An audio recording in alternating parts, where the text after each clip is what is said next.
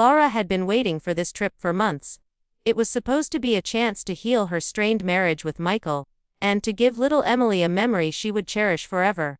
The cruise ship was massive, a floating city with glittering chandeliers, grand dining halls, and endless decks stretching into the horizon.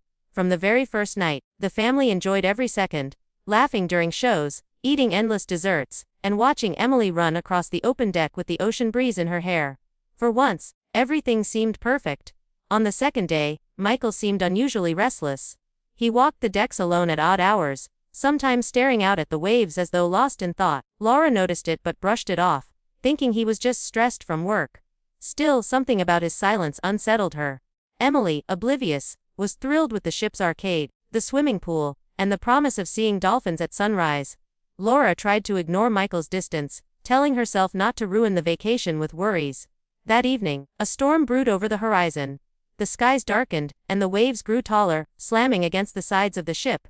Passengers hurried indoors, but Michael insisted on taking Emily for a walk along the deck. Laura, exhausted, decided to rest in the cabin, assuming they'd be back in a few minutes. She remembered vividly how Michael smiled faintly before leaving, holding Emily's hand tightly as if he didn't want to let go.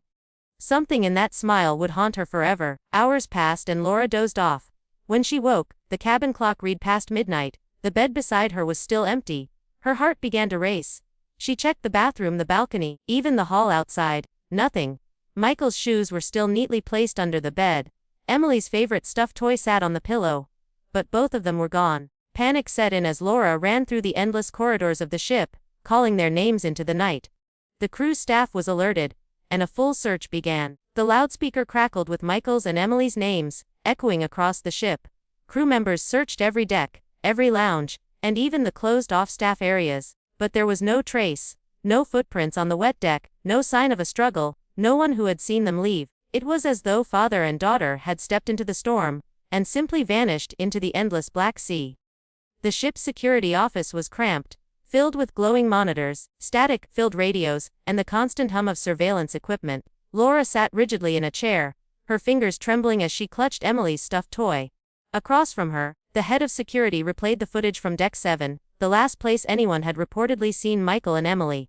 At first, the grainy black and white images showed nothing unusual: passengers strolling, a bartender cleaning glasses, and crew members passing through.